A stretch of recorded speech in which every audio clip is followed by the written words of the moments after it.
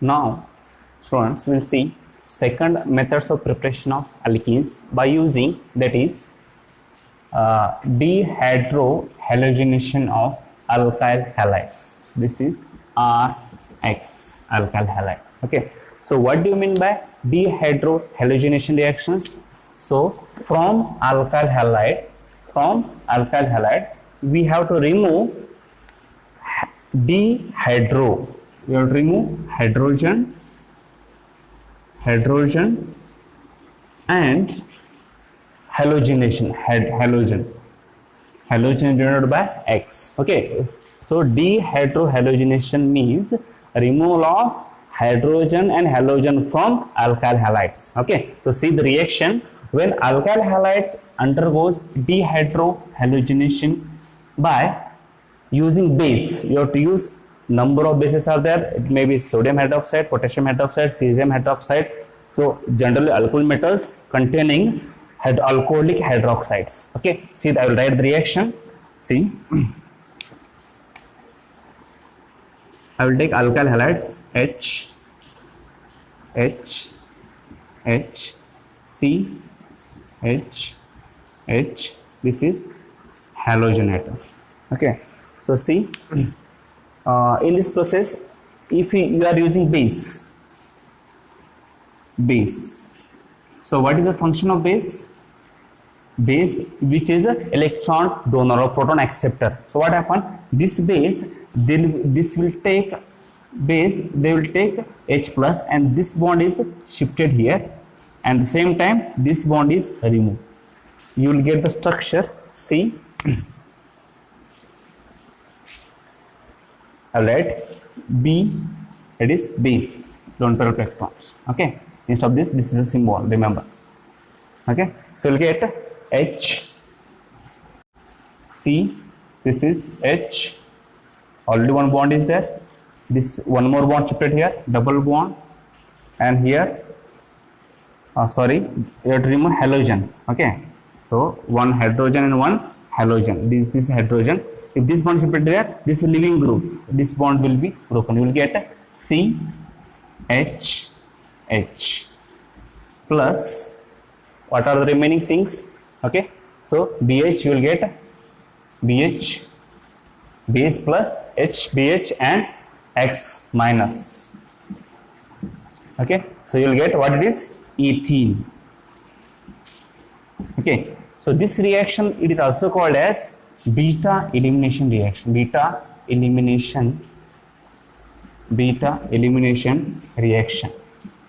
Okay, so what is beta elimination? See, if the halogen containing carbon atom, that is alpha carbon atom, and the next carbon atom, it is called as a beta carbon atom.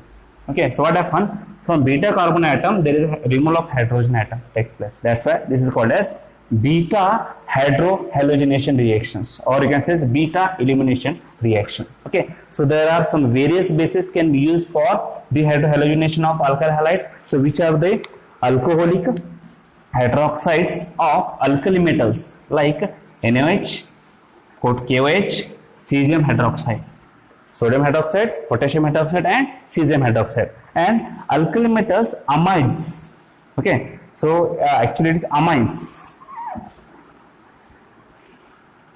in liquids, liquid ammonia, such as sodium amine, potassium amine or cesium amines. So they are using as a base in the elimination reaction. So this is also called as E2 elimination reaction. E2 elimination reaction. So two components which are removed from the reactants, so it is called E2 elimination reactions. Okay, so now see the order of reactivity of alkyl halides. Okay, order of reactivity for dehydrohalogenation of RX. So remember that tertiary alkyl halide is more reactive than that of secondary alkyl halide, than that of the primary alkyl halide. Okay, so among the halogens, among the acids, which one among the, if you can say RX, it X may be F, Cl, Br or I. Okay, among these, which one is more reactive? Remember that Ri, it is very reactive as compared to the R, Br, then that of R, Cl, last one is Rf, because it depends on the leaving group. Depends on the leaving group.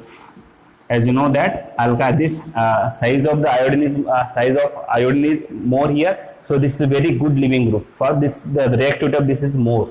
Okay, this is about the what you call dehydrohalogenation of alkyl halides. Now we will see some more methods of preparation of ethanes from different reagents. Okay, so first, when ethylene dibromide is heated with zinc dust is nothing but zinc powder, okay, to form ethene. So ethylene dibromide, for example, see the reaction CH2, here is Br, here is Br. This is called as ethylene dibromide, 2 bromos. So what is the ionic name? 1,2-dibromoethane. When this is react with zinc dust, so just this Br is removed, and then combine with zinc, and this you will get the double bond. So you will get the structure CH2 double bond CH2 plus ZnBr2. So you can prepare ethene. From ethylene dibromide. Okay. So next one, when sodium succinate on its aqueous solution in sense H2O. Okay, on electrolysis to form ethene. So see the structure of succinate, CH2 COONA, CH2 COONA. It combines with 2 moles of water, you will get the structure. What happened? You will get double bond here. So CH2 double bond CH2, this is called as ethene, plus remaining, this is a CO2, there are 2 CO2 plus C NaOH, there are 2 NaOH are there, 2 Na, and this OH is there, 2 NaOH plus H2. Okay, so this is called ethene. Okay, now see, when acetylene is heated with hydrogen, it's very important. When acetylene, what is structure of acetylene? C triple bond CH. So this is called acetylene. When it is heated with hydrogen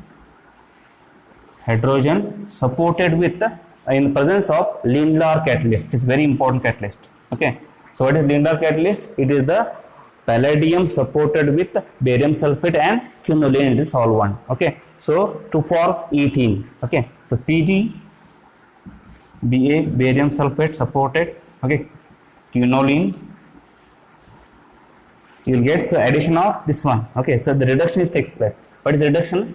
So when acetylene is the reduction in presence of palladium BSO4 quinoline, it is nothing but the Lindlar catalyst. You will get the structure CH2 double bond CH2. And remember that you will get, but if you use the Lindlar catalyst, you will get the cis for alkenes. You will get cis alkenes. Always you will get the cis alkenes. Okay. So when acetylene, when the same reaction, when acetylene combines with sodium in liquid ammonia, you will get trans alkene. Remember, this is very important. Okay, so if you use sodium instead of this one palladium BSO4, if you use sodium in liquid ammonia, you will get trans alkene. You know, trans and cis alkene both are, you can say, geometrical isomers. Okay, so these are some methods of preparation of alkenes from different reagents. Okay, thank you.